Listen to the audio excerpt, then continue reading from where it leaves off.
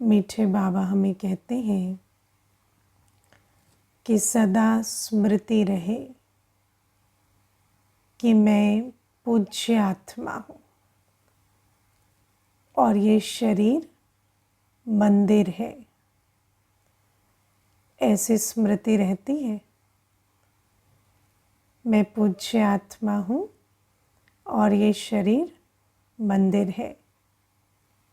मंदिर में किसी भी प्रकार का कोई भी अस्वच्छता, कोई मैल आने देंगे? नहीं आने देंगे ना। तो ये शरीर भी क्या है? ये मंदिर है और मैं आत्मा पूज्य आत्मा हूँ। तो पूज्य आत्मा अर्थात पवित्र। तो ना शरीर के किसी अंग से कोई भी प्रकार का अस्वच्छ कर्म, ना किसी भी प्रकार की शारीरिक अस्वच्छता, और आत्मा भी मन बुद्धि से बिल्कुल स्वच्छ।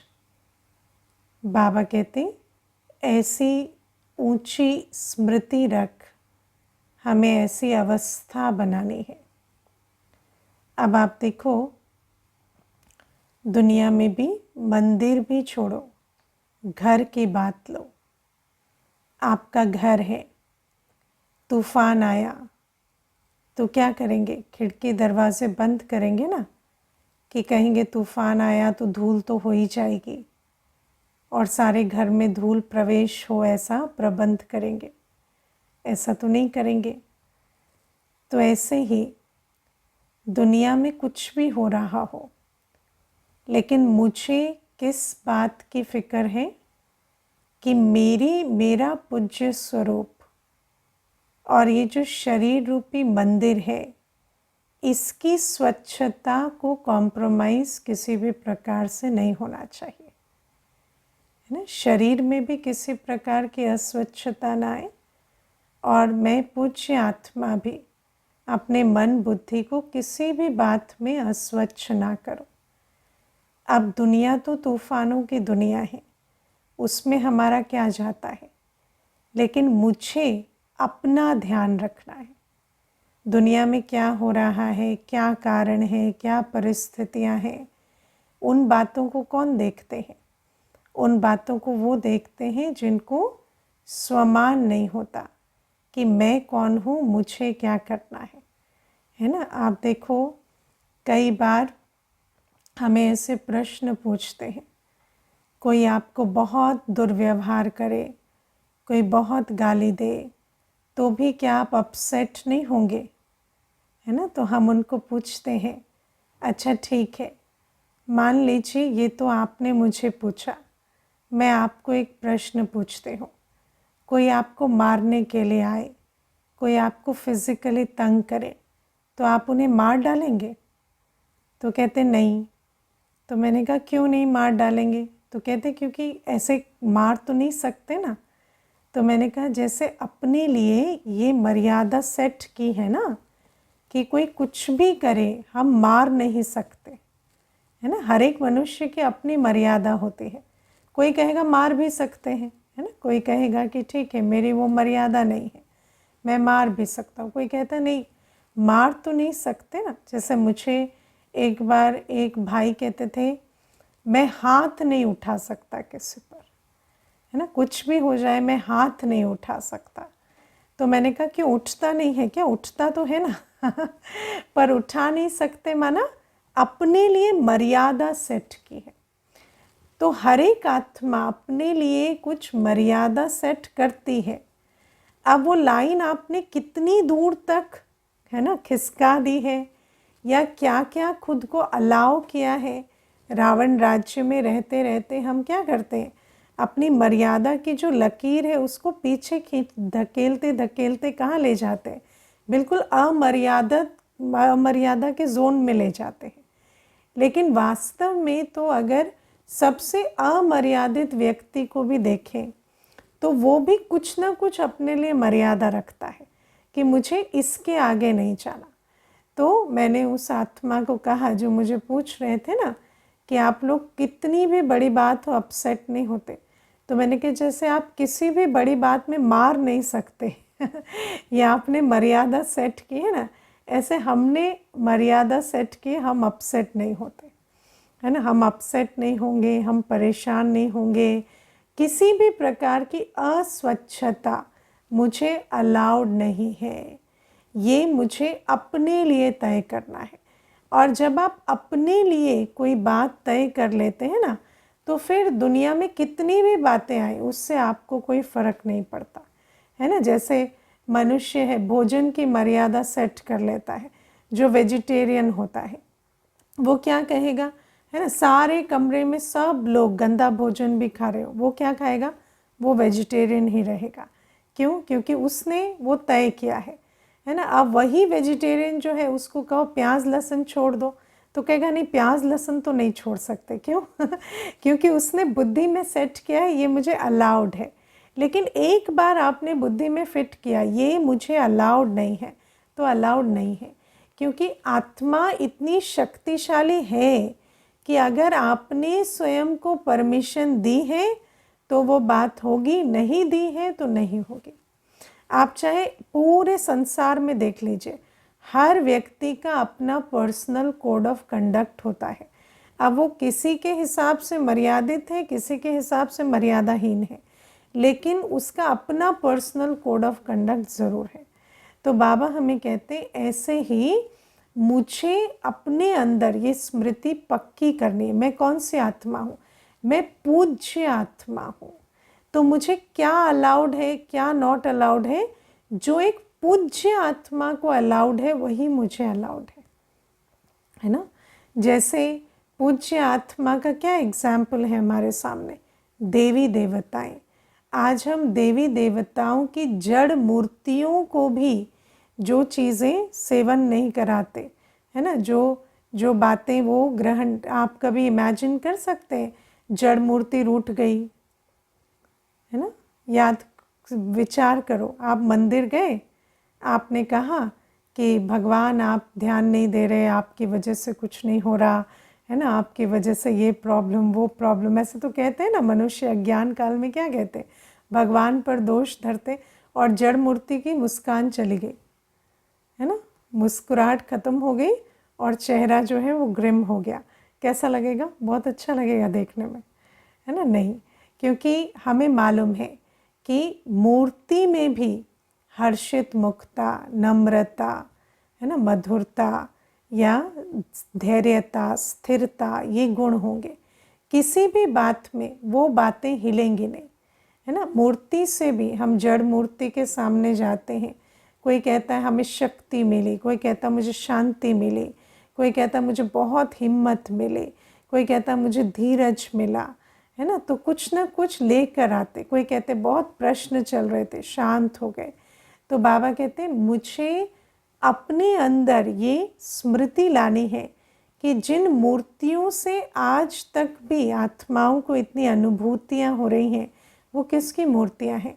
मैं वो पूज्य आत्मा हूँ, और मैं पूज्य आत्मा जो हूँ, मुझे स्थूल में और सूक्ष्म में मेरी मर्यादा क्या है, मेरी विशेषताएं क्या है, मेरे गुण क्या है, मैं उन गुणों को धारण करूँ, है ना। मनुष्य जाएंगे, देखो आजकल क्या है, देवी देवताओं को भी अनेक नामों से, है ना, संतोषी माँ, लक्ष्मी माँ, सरस्वती माँ, कितने नामों से पुकारेंगे।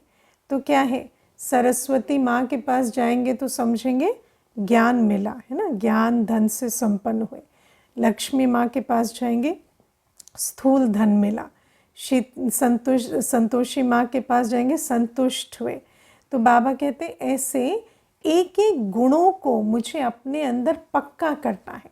मैं ही वो संतोषी माँ हूँ, और आप कौन है? आप तो ऑल इन वन है ना, चाहे पुरुष चोले में भी हैं, पर है कौन? वही पूज्य आत्मा है। तो वो जो पूज्य आत्मा है वो हर देवी देवता जिनका वो पूजन कर रहे हैं ना, वो देवी देवताओं के जो देवताई गुण हैं वो अभी मुझ आत्मा से हर एक आत्मा को अनुभूति होनी चाहिए। तो ऐसी स्मृति मुझे स्वयं के प्रति रखनी है। शरीर मेरा मंदिर है, तो मंदिर में जो चीज़ प्रवेश नहीं कर सकती वो मेरे शरीर में नहीं कर सकती। और मैं आत्मा पूज्य हूँ, तो जो जड़ मूर्ति को अलाउड नहीं, और जो जड़ मूर्ति की वाइब्रेशन होती है उससे कई गुना ऊंची मेरी वाइब्रेशन हो।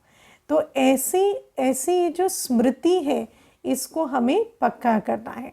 लेकिन स्मृति पक्की रहे उसके लिए क्या चाहिए? शक्ति चाहिए, है ना। क्योंकि स्मृति रखते हैं थोड़ी देर, लेकिन अवस्था नहीं है तो फिर वो स्मृति थोड़ी देर में हिल डुल जाती है। तो हमें एक नियम जो शिव बाबा ने समझाया है संगम युग का, वो हमें हमेशा स्मृति में नोट करना है। वो क्या? कि इस संगम युगी जन्म में हम आत्म अभिमानी तब तक नहीं हो सकते जब तक परमात्म अभिमानी नहीं है ना। तो क्योंकि बाबा की याद में ही हम जो भी बाबा की श्रीमत है, बाबा के स्वमान है, बाबा जो हमारी झोली भर रहे हैं, वो सब कुछ हमारी धारणा में कब आएगा? जब हम बाबा की याद में है ना। क्योंकि इस संगम युग में सबसे बड़ा खजाना क्या है? अवेयरनेस। अवेयरनेस में नहीं है तो फिर है सब कुछ पर जैसे नहीं है। तो इसीलिए बाबा की याद में सदा रहेंगे तो ये जो पूज्य पने की स्मृति और शरीर मंदिर है ये स्मृति भी पक्की रहेगी। और जब बाबा बुद्धि से भूल जाता है और दुनिया की बातें, है ना, पुरानी दुनिया की बातें जब बुद्धि में आती हैं तो ये स्वमान भी धारण नहीं रहेगा। इसलिए सबसे पहली चीज़ क्या है? बाबा की याद में रहना। क्योंकि बाबा की याद के बल से ही हम बाबा ने जो हमें स्वमान दिए हैं, जो गुण दिए हैं, शक्तियाँ दी हैं, उनके स्वरूप में स्थित रह सकते हैं, है ना। कई बार हम सोचते हैं कि एक स्वमान लेकर बैठे रहें, लेकिन एक स्वमान लेकर बैठने से नहीं होगा। स्वमान दाता की जितनी देर याद रहेगी उतना ही देर स्वमान याद रहेगा। अगर स्वमान दाता याद नहीं तो स्वमान भी खिसक जाता है। तो इसलिए अपने अंदर ये स्वमान धारण करने के लिए पहले बाबा की याद, और बाबा की याद में मुझे नशा क्या रहना चाहिए? मैं पूज्य आत्मा हूँ और ये शरीर मंदिर है ना। मैं कई दिनों से ये अभ्यास पर बहुत अटेंशन देती हूँ। मैं संतुष्ट मणि हूँ, है ना। तो संतोषी माँ कह लो, संतुष्ट मणि कह लो। तो ये अपने अंदर एक एक गुण की धारणा करें। और जब आप अपने लिए ये पक्का कर लेते हैं ना कि मैं संतुष्ट आत्मा हूँ, है ना, मेरा गुण क्या है? संतुष्टता। मुझे हर एक को संतुष्ट करना है, मुझे किसी से कंप्लेंट नहीं करनी। किसी की कितनी भी कंप्लेंट हो, है ना, या किसी का कैसा भी व्यवहार हो, या ड्रामा की कोई भी सीन हो, मुझे अपने अंदर संतुष्ट रहना है और मुझे यथाशक्ति संतुष्ट करना है। मुझे ये नहीं कहना कि आपकी क्या कंप्लेंट है, मेरी आपके प्रति 5 कंप्लेंट और है है ना। कई बार क्या होता, सामने वाला कोई बात कहता है तो हम कहते हैं आपकी क्या कंप्लेंट है, आप मेरी कंप्लेंट सुनो कि मुझे आपसे कितनी कंप्लेंट है। लेकिन बाबा हमें कहते हैं कि अपने लिए पक्का करो कि मेरा गुण क्या है। किसी के कैसे होने से, ऐसे होने से, वैसे होने से मेरे गुण की अवस्था ही लेना। तो बाबा कहते हैं चाहे संतोषी माँ का स्वमान लो, चाहे, है ना, शक्ति स्वरूपा का स्वमान लो, चाहे लक्ष्मी, है ना, लक्ष्मी माँ का क्या गुण है? हर एक की झोली भरना।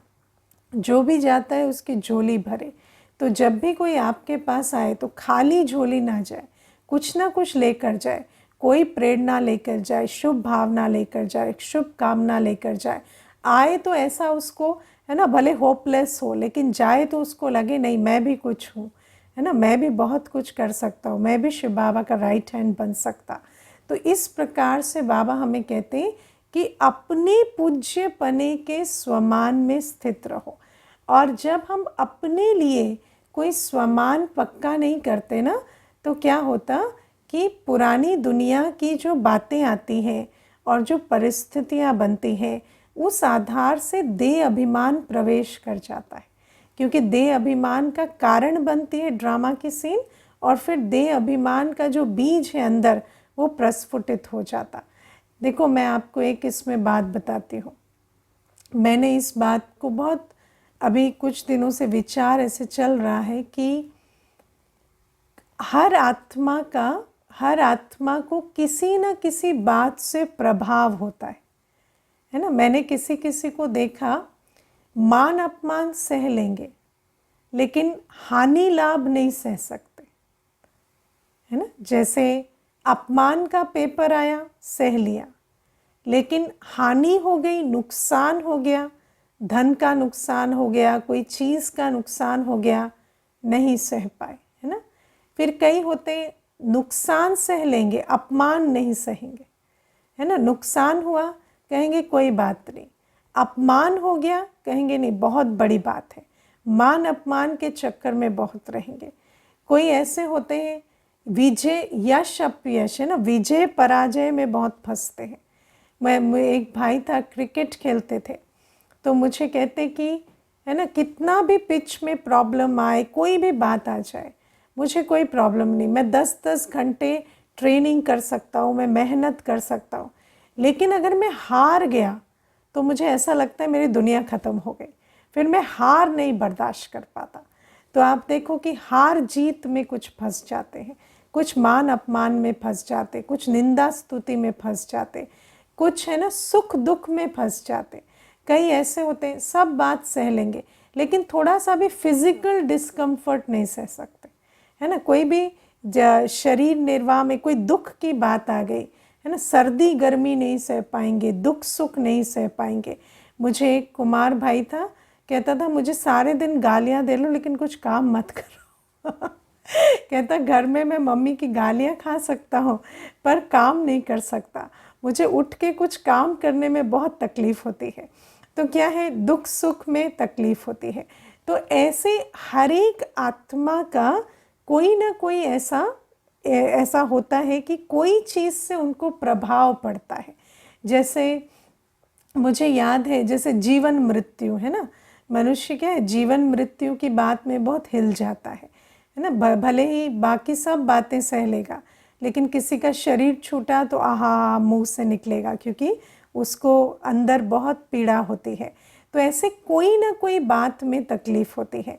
मुझे याद है एक भाई आए, एक बार माउंटेनियरिंग करते थे, तो उन्होंने मुझे कहा कि मुझे वैसे किसी भी बात से कोई परेशानी नहीं होती, मैंने सबसे ज़्यादा ठंड के टेम्परेचर में पहाड़ चढ़े हैं, मैंने लोगों को अपने सामने मरते देखा है, शरीर छोड़ते, क्योंकि इकट्ठे चले और रास्ते में किसी ने शरीर छोड़ दिया, उसके शरीर को वहीं पड़ा छोड़कर हम आगे बढ़े हैं। तो ऐसे बहुत सारी बातें हैं जिनसे मुझे कोई फ़र्क नहीं पड़ता, मुझे यश अपयश से भी कोई फ़र्क नहीं पड़ता। ऐसे कई बार हुआ कि हमने दिनों दिन ट्रैवल किया लेकिन मंजिल तक नहीं पहुंच पाए, बीच में कोई बात हो गई वापस आए, उन बातों से भी मुझे कोई फ़र्क नहीं पड़ता। तो मुझे कहते हैं कि मैं ये जानना चाहता हूँ ये आध्यात्म मेरे लिए है भी या नहीं है, या मैं वैसे ही स्पिरिचुअली एम्पावर्ड हूँ। तो फिर मैंने उनको पूछा, वो कोविड के टाइम पर आए थे, है ना, कोविड उस टाइम चल रहा था, तो मैंने उनको पूछा कि अभी जब आप माउंटेनियरिंग नहीं कर पा रहे, आप जा ही नहीं पा रहे हैं, तो कैसा लग रहा है। तो कहते बहुत विचलित लग रहा है, इसीलिए तो मैं सेंटर आ गया क्योंकि मुझे जब मैं काम ना कर पाऊँ, जब मैं घर से निकल ना पाऊँ, क्योंकि मुझे ऐसा लगता है मैं माउंटेनियर हूँ, तो मेरा अस्तित्व ही पहाड़ों में है। मैं जब घर पे बैठा हूँ तो मुझे ऐसा लग रहा है पता नहीं मैं दोबारा कभी जा पाऊँगा या नहीं, पता नहीं वो समय दोबारा आएगा या नहीं। तो मुझे ऐसा लग रहा है कहीं मेरी लाइफ का अंत तो नहीं है। तो मैंने कहा अब देखो आपको पता चला ना कि आपकी नफ्स कहाँ है, आप कर्म कॉन्शियस हैं आप रिजल्ट कॉन्शियस नहीं हैं, लेकिन आप कर्म कॉन्शियस हैं। अगर काम नहीं मिला तो आप नहीं रह सकते, है ना। जैसे बाबा हमें कई बार ये भी कहते हैं ना कि सेवा भी, अगर वाचा सेवा नहीं है तो मनसा करो, मनसा नहीं कर्मणा करो, कुछ ना कुछ करो। लेकिन ऐसा नहीं कि वाचा नहीं है कर्मणा नहीं है तो हम मनसा सेवा नहीं कर पा रहे, हम बैठ नहीं पा रहे, और ऐसा नहीं है कि मनसा सेवा ही कर पा रहे, उठ के कुछ कर नहीं पा रहे। तो ऐसी अवस्था आत्मा की नहीं होनी चाहिए। तो बाबा हमें इसीलिए कहते हैं पूज्य आत्मा का स्वमान माना, जो भी पूज्य आत्मा के अंदर सबसे बड़ी क्वालिटी क्या होती है? स्टेबिलिटी, है ना। पूज्य आत्मा अगर किसी भी परिस्थिति में उसका इमोशन, उसकी अवस्था बदलेगी तो फिर वो पूज्य आत्मा नहीं कहलाएगी। तो हमें हर एक को देखना है। कई बार मनुष्य आत्मा होती है, कई कहेंगे हमें बिल्कुल अटैचमेंट नहीं है, लेकिन आपको पता है उनका अटैचमेंट कैसे होता है? एक व्यक्ति से होता है, एक वस्तु से होता है, उस एक में पूरा अटैचमेंट रखते हैं और किसी से अटैचमेंट नहीं होता। जैसे एक बाबा संसार कहा जाता है ना, वैसे एक आत्मा उनका संसार होती है। और जैसे ही उस आत्मा के साथ कुछ हो गया तो बहुत गड़बड़। कई ऐसे होते हैं, मुझे एक माता कहती थी मुझे बच्चे से भी अटैचमेंट नहीं है, है ना। तो मैंने कहा युगल से? कहती नहीं वैसे नहीं है, लेकिन मैंने देखा युगल जहाँ माता वहाँ, है ना। बच्चों को छोड़ देगी लेकिन युगल को नहीं छोड़ेगी क्योंकि युगल के साथ बहुत अटैचमेंट है। तो पता नहीं चलता हमें, लेकिन कुछ ना कुछ रग होती है। आप विचार करो, जिसके अंदर अटैचमेंट है, जो मान अपमान, हानि लाभ, निंदा स्तुति, किसी भी बात से डिस्टर्ब होते हैं, वो पूज्य आत्मा बन सकते? नहीं बन सकते। इसीलिए बाबा हमें कहते हैं कि पूज्य आत्मा माना सर्व गुण मूर्त, सर्व शक्ति स्वरूप। और वो कैसे बनेंगे? जितना बाबा की याद में रहेंगे, क्योंकि सारे गुणों शक्तियों का फाउंडेशन क्या है? पवित्रता। और जितना बाबा की याद से पावन बनेंगे उतना पूज्य आत्मा स्वरूप में स्थित होंगे। तो बाबा कहते पूज्य आत्मा का स्वमान भी रखना है। पूज्य आत्मा बनने की विधि जो है, बाबा की याद से पवित्र बनना, उस विधि पर भी अटेंशन रखना है। और इस शरीर से भी कोई भी ऐसा दुष्कर्म ना हो, कोई भी मर्यादा शरीर की ना टूटे, ना भोजन की, ना सुनने की, ना देखने की। इसीलिए शरीर के लिए भी याद रखना है ये मंदिर है। जो चीज़ मंदिर में प्रवेश नहीं हो सकती वो मेरे कानों के द्वार से, मुख के द्वार से, आँखों के द्वार से प्रवेश नहीं हो सकती। और जब हम ऐसे रहते तो बाबा कहते सबसे पहले गिफ्ट हमें क्या मिलती? बाबा का प्यार, है ना। और एक होता है हम बाबा को याद करें, लेकिन दूसरा होता है हम ऐसी ऊंची अवस्था में रहें कि हमें अनुभव हो कि बाबा जैसे मुझ पर प्यार बरसा रहा है, मैं बाबा के प्यार में पल रही हूँ, है ना। मेहनत ना करनी पड़े कि हम गए परम धाम, बाबा का प्यार अनुभव किया, लेकिन बाबा का प्यार सहज, स्वतः और सदा अनुभव होता रहे। ये किस आत्मा को होता? जो आत्मा इस प्रकार अपने स्वमान में मजबूत रहती। और बाबा कहते ऐसी आत्मा सिर्फ बाप का प्यार नहीं, सर्व के प्यार की भी पात्र बनती है। क्योंकि ऐसी पूज्य आत्मा से जो वाइब्रेशन सबको अनुभव होती, जो उनके कर्मों से सुख मिलता, उस आधार से हर एक उनको दिल से बहुत प्यार करते हैं। और जब सब प्यार करते हैं, देखो बाबा हमें कहते हैं कि जब हम सतयुग में होंगे, है ना, तब तो सबके प्यारे होंगे ही, लेकिन जब हमारी जड़ मूर्तियां भी बनती हैं तो उन जड़ मूर्तियों को भी सब प्यार करते हैं। बाबा कहते कोई आपस में लड़ते भी होंगे ना, लड़ने का संस्कार भी होगा, मूर्ति के सामने जाएंगे तो मूर्ति से प्यार रखेंगे, है ना। बहुत प्यार उनको मूर्ति के लिए आता है। क्यों? क्योंकि उस मूर्ति के पीछे जो चैतन्य आत्मा है ना, संगम युग में उस आत्मा से उनका बहुत प्यार रहा है। तो बाबा कहते ऐसे प्यारे हम कब बनेंगे? जब पूज्य बने, पवित्र बने, क्योंकि पवित्रता ही बाबा का भी प्यार खींचती है और हर आत्मा का प्यार खींचती है। आप देखो प्रकाशमणि दादी जी के विषय में आज भी हर कोई कहता है, मम्मा बाबा के विषय में तो कहते ही हैं, प्रकाशमणि दादी जी के विषय में भी कहते हैं कि हर एक बच्चे को उनसे प्यार था। प्रकाशमणि दादी जी के मुख से कोई बात निकली और बच्चे ना करें, ऐसा कभी नहीं होता। जो संकल्प दादी को आया, बच्चे बहुत खुशी से उसे पूरा करते थे। क्यों करते? क्योंकि दादी से इतना प्यार था। और दादी से इतना प्यार क्यों था? क्योंकि दादी हमेशा बाबा के प्यार में इतनी मगन रही, इतने स्वमान में रही, है ना। दादी ने कभी मैं शब्द नहीं कहा। दादी कहते, दादी का ऐसा विचार है, माना मेरी जो रोल है ना मेरा रोल ऐसा विचार रखता है या ये संकल्प आया है। तो दादी को इतना अपने अंदर स्वमान रहता और इतनी दादी स्वच्छता की मूर्त रहती। तो इसी कारण जैसे मुझे याद है एक कॉन्फ्रेंस थी नयों की, है ना, नए भाई बहनें जिनको ज्ञान का परिचय नहीं, बाबा का परिचय नहीं, वो बच्चे बैठे थे। और उस कॉन्फ्रेंस में पहले दिन दादी सबसे मिले, और जब दादी सबसे मिले तो सबको इतना प्यार दादी के प्रति आया।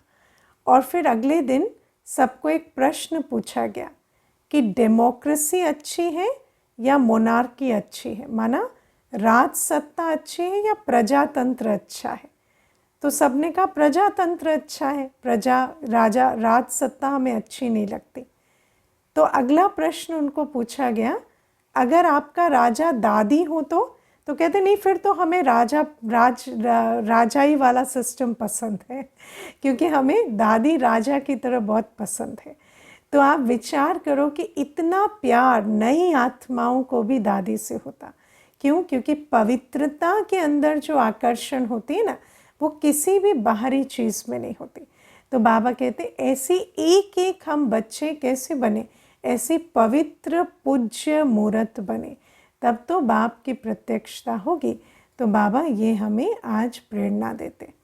फिर एक प्रश्न है आज कि कल की मुरली में बाबा ने कहा कि 4-5 मास से सब बातें याद रहती हैं, तो वो क्यों उन बातों को बताना होता है, या उन बातों को बाबा के सामने रखने का लॉजिक क्या है।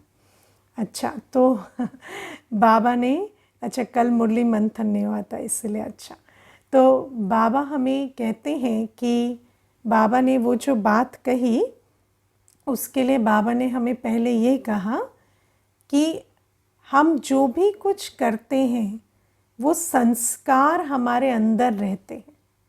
अच्छे कर्म बुरे कर्म जो भी आत्मा इस शरीर के द्वारा करती है वो संस्कार आत्मा के अंदर रहते हैं। तो अगर आप अपने कर्मों को जांचेंगे ना, बचपन से अपने साक्षी होकर जो जो आपके दिल को खाती है, जो आपसे पाप कर्म हुए, उनको जब आप देखेंगे साक्षी होकर, तो आपको अपने संस्कार का पता चलेगा। क्योंकि हम जब बाबा के पास संस्कार परिवर्तन करने आते हैं तो सबसे बड़ा चैलेंज क्या होता है कि हमें अपने संस्कारों का ज्ञान ही नहीं है। तो जब संस्कार का ज्ञान ही नहीं है तो परिवर्तन कैसे होंगे। तो वो जो संस्कार है जिनको हम परिवर्तन करना चाहते हैं, उन संस्कारों को जानने के लिए भी, क्योंकि जो बात हम जानते ही नहीं उसके लिए हम काम कैसे करें, तो वो जानने के लिए हमें साक्षी होकर 4-5 वर्ष की आयु से देखना होता है। मैं आपको ना इसमें एक एग्जाम्पल देती हूँ जिससे ये बात क्लियर होगी। एक अभी पीछे भाई आए हैं ना, तो मुझे कहते कि मेरी जो युगल है वो मुझे छोड़कर चली गई। तो उनको ज्ञान नहीं मिला है, वो ऐसे ही आए थे बात करने। तो कहते मेरी युगल मुझे छोड़कर चली गई, और वो कहती है कि तुम मुझ पर डोमेस्टिक वायलेंस करते हो, है ना, तुम मुझे मारते हो। या तो मैंने कहा आप मारते हैं? तो कहते नहीं, कभी कभी ऐसे धक्का लग जाता है, मुझे ना थोड़ा हैंड्स पे कंट्रोल नहीं है, तो कभी कोई झगड़ा हो रहा होता है तो मेरा थोड़ा हाथ ज़ोर से लग जाता है। तो वो कहती है तुम मुझे मारते हो, पर मैं मारता नहीं हूँ। तो मैंने कहा अच्छा ठीक है, तो आप कुछ अपनी बचपन से बातें बताओ। तो पहले तो बोले नहीं ऐसा कुछ खास नहीं है बचपन में। फिर धीरे धीरे धीरे बैठे 45 मिनट्स, तो फिर धीरे धीरे बातें निकली। तो पता चला कि जब बहुत छोटे थे तो जो भाई था या फ्रेंड था मुझे याद नहीं, उसके साथ खेल रहे थे। तो वो जो सामने वाला जो बच्चा था वो इनको बैट नहीं दे रहा था, तो बैट जब उससे छीनने लगे तो उसको ऐसे धक्का मारा कि वो कुएं में गिरकर मर गया। और फिर आगे आगे जीवन में ऐसे बहुत एपिसोड्स रहे हैं जहाँ पर ऐसे पुश करने से किसी न किसी को चोट लगी है, कुछ ना कुछ हुआ है। तो फिर मैंने उनको कहा, देखो आप कहते हो कि आप किसी को पुश नहीं करते, लेकिन आप विचार करके देखो, अभी अभी बैठे बैठे आपने मुझे कम से कम 3-4 एपिसोड गिना दिए जहाँ पर आपके हाथ के द्वारा चोट लगकर नुकसान पहुँचा है। तो तब भी आप इस बात को एक्सेप्ट क्यों नहीं करते कि मेरे हाथों में है ना, चाहे आप पुश कहो, चाहे आप ज़ोर से हाथ चल जाता है, जो भी कहो, लेकिन ये प्रॉब्लम है ना, तो आपको इसको करेक्ट करना पड़ेगा। आपको अपने हाथों को थोड़ा माइल्ड यूज़ करने की आदत डालनी पड़ेगी। तो मुझे कहते नहीं, पर मैं इंटेंशनली नहीं करता। तो मैंने कहा चाहे इंटेंशन हो ना हो, लेकिन होता है ना भाई, तो आपको चेक एंड चेंज करना पड़ेगा। अभी आप ये जो बात कह रहे हो, कल कोर्ट में केस बनेगा तो आपकी युगल अगर प्रूफ देगी तो आप वहाँ से छूटेंगे थोड़ी। तो फिर धीरे धीरे आप सोचो, जब जा भी रहे थे तब तक भी पूरा कन्विंस नहीं हुए कि मेरे अंदर ये संस्कार है। क्योंकि संस्कार की एक और बात है कि कोई और आपको बताए ना तो आप कन्विंस नहीं होते, है ना, कोई भी आपको। क्योंकि हमारे अंदर सबसे बड़ा संस्कार क्या है? अपने संस्कार को छुपाने का संस्कार। तो कोई जैसे ही बताएगा ना तो उस पर डिफेंसिव हो जाएंगे। इसीलिए प्यारे बाबा हमें वो विधि बताते जिससे एक्चुअली हमारे संस्कार की परख होती है। बाबा हमें कहते हैं अपनी जीवन को खुद देखो कि क्या हमारे पैटर्न्स रहे हैं, किस प्रकार के जो कर्म है वो हम रिपीट पैटर्न पे करते आए हैं। हर 2 वर्ष में, 3 वर्ष में, या उससे भी रेगुलरली हमसे ऐसे कौन से कर्म हैं जो होते हैं जिस कारण से कुछ ना कुछ नुकसान होता है, कोई ना कोई सामने वाली आत्मा दुख उठाती है, कोई ना कोई परेशानी आती है, जो बात मुझे बाद में फील भी होती है, लेकिन मैं उस फीलिंग को दबा देती हूँ। क्यों? क्योंकि थोड़ी देर फील हुआ, फिर अपने देह अभिमान में उस फीलिंग को दबा देते हैं। लेकिन अगर उन बातों को देखेंगे नहीं और उन संस्कारों को एड्रेस नहीं करेंगे तो आगे उसमें सुधार कैसे होगा? तो इसीलिए बाबा हमें कहते हैं कि वो जो संस्कार है उनको हम झांक कर देखें और देख कर बाबा के सामने रखें और बाबा को प्रॉमिस करें कि बाबा मैं इस संस्कार पर काम करूँगा, और बाबा से लाइट माइट लेकर अपने अंदर वो परिवर्तन लाएं। क्योंकि जो मेरा अनुभव है, मुझे लगता है कि कोई भी मनुष्य किसी के कहने से, बताने से परिवर्तन नहीं होता, लेकिन अगर वो आत्मा खुद चाहे, खुद समझे और रियलाइज़ करके परिवर्तन करे तो वो हो सकती है। इसीलिए बाबा हमें वही पाथ बताते हैं जिसमें रिजल्ट मिलेगा कि स्वयं की जांच स्वयं करो और अपने संस्कारों को देखकर उसे बाप दादा के सामने रखो और बाबा से प्रेरणा लेकर, शक्ति लेकर उन्हें परिवर्तन करो। तो इसीलिए बाबा हमें 4-5 मास से लेकर जो भी हमारे को याद है, जो कर्म हमारे दिल को खाते हैं, उन कर्मों को याद कर बाप दादा के सामने रखने की ये श्रीमत देते हैं। क्योंकि हम ज्ञान तो ले रहे हैं, योग भी समझ रहे हैं, सारी मुरली श्रीमत हमें सब समझ आ रही है, लेकिन हमें पता ही नहीं कि मुझे उस मुरली का, श्रीमत का प्रयोग कहाँ करना है ना। तो हमें शक्ति का ज्ञान मिल रहा है, लेकिन मुझे शक्ति का प्रयोग करके कौन से दृढ़ता की मुझे शक्ति मिली?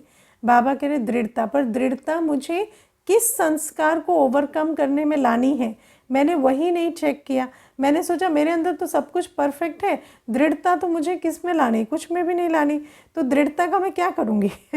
तो इसीलिए बाबा जो हमें गिफ्ट दे रहे हैं उसको कहाँ यूज़ करना है, उसके लिए हमें अपनी स्व चेकिंग करनी पड़े। अच्छा, ओम शांति।